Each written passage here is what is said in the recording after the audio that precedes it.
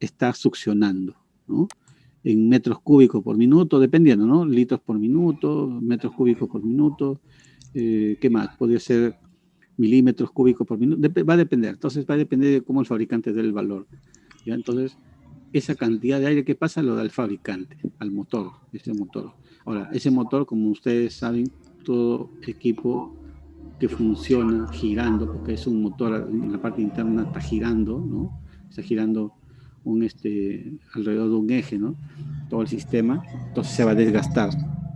Y cuando se desgasta, pues también la eficiencia de ese motor va disminuyendo, ¿no? Eso quiere decir que al comienzo puede tener 1 metro cúbico por minuto, pero después varios años o varios usos, ya no va a ser 1 metro cúbico por minuto, ¿no? De repente va a ser 0.9 metros cúbicos por minuto, ¿no? Entonces es el desgaste que le va a dar diferentes flujos. Entonces ese flujo Q, ese Q es precisamente eso, flujo de muestreo promedio de metros cúbicos por minuto. Entonces eso lo da el fabricante, eso no lo calculamos nosotros, ¿ya? Lo que sí nosotros tenemos que dar es el tiempo de muestreo, a qué hora iniciamos y a qué hora finalizamos, ¿no? Y uno saca la cantidad de tiempos, en este caso, para que se elimine minutos, tendría que ser en minutos, ¿no? Si es en segundos el flujo, entonces para acá el tiempo lo convertimos también a segundos, ¿no? Lo convertimos a segundos y al final se va a eliminar minutos, segundos, y se va a quedar metros cúbicos, que se va a ser la cantidad de metros cúbicos transcurridos en ese tiempo, ¿no? Transcurrido en ese tiempo y nos va a quedar el volumen que ha pasado por el filtro. Ya tenemos el volumen, entonces por lo tanto ya tenemos BA, tenemos temperatura del aire que se mide, presión del aire que se mide, temperatura estándar, presión estándar, tienen el volumen estándar.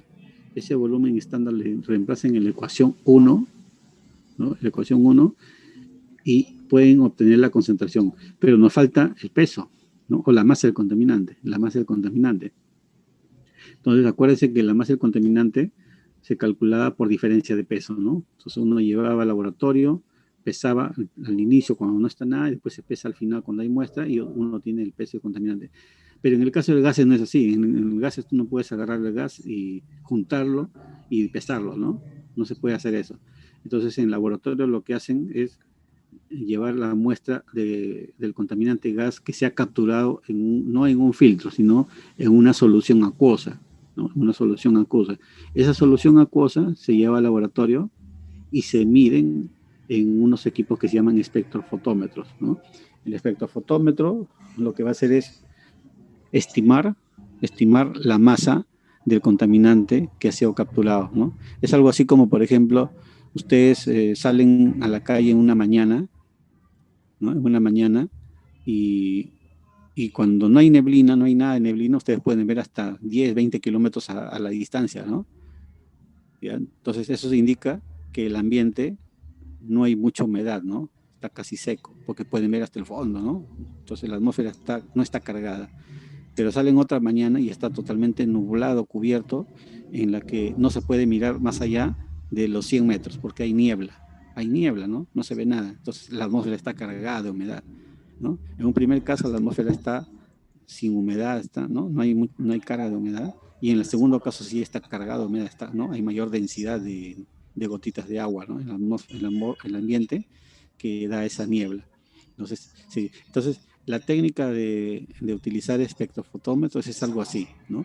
Si hay una mayor cantidad de masa de un contaminante, entonces un rayo emitido por este equipo la va a atravesar más difícilmente que cuando haya menos, ¿no? Menos. Entonces, una cantidad mayor va a indicarme que el rayo va a ser absorbido, ¿no? Por el contaminante y eso da un valor, una estimación del peso, la masa que está en el ambiente, ¿no? Entonces, esas técnicas se utilizan para calcular la masa de un contaminante gaseoso, ¿no? No se puede llevar a una balanza el gas y pesarlo, ¿no? Entonces se hacen estas técnicas con espectrofotómetro, se llama, ¿no?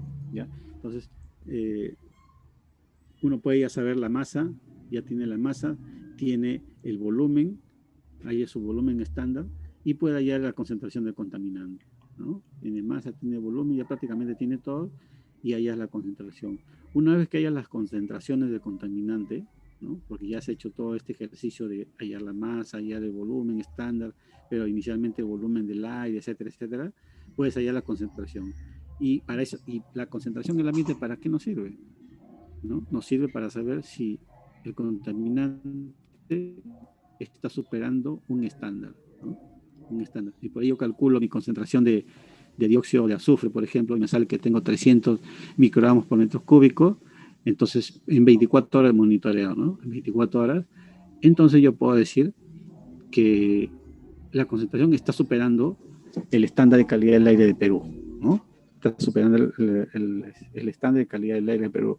Y si quiero ir más allá, agarro y digo, ¿no?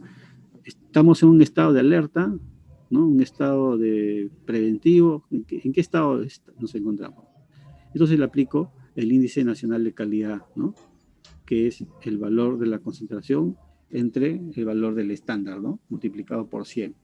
¿No? Entonces uno puede saber si estamos en un estado de alerta, si estamos en un estado, ¿no? De color amarillo, color rojo, color verde, etcétera, etcétera, ¿no?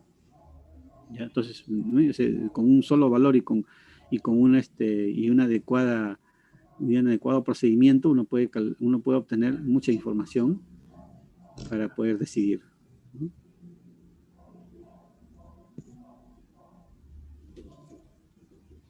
Entonces, este valor que está aquí es en microgramos por metro cúbico, ¿no? Por ejemplo, microgramos, aquí están las unidades, la masa, microgramos, ¿no? Y el volumen en metros cúbicos. Entonces, las unidades de la concentración, microgramos por metros cúbicos. Sin embargo, hay casos en los que algunos equipos de monitoreo automático, sobre todo de gases, los resultados se obtienen en las unidades de partes por billón, ¿no? Por lo que para reportar en las unidades de microgramos por metro cúbico se debe realizar una conversión. Esa conversión está aquí, ¿no? Entonces, simplemente es aplicar, ¿no? Simplemente es aplicar.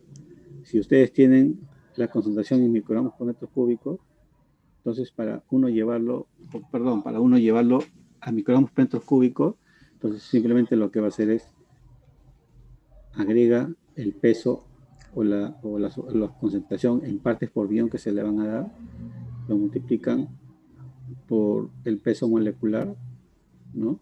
Por el peso molecular de esa sustancia y lo dividen por el volumen de una mol de esa sustancia, ¿no? Entonces eso vamos a ver un ejemplo. Lo dividen en una mol, el volumen de una mol de esa sustancia, para llevar los valores de partes por billón a microgramos por metros cúbicos, ¿no? Es una equivalencia, ¿no? Es una equivalencia. Si en caso nos dan los datos en ppb, es decir, en partes por billón, ¿no?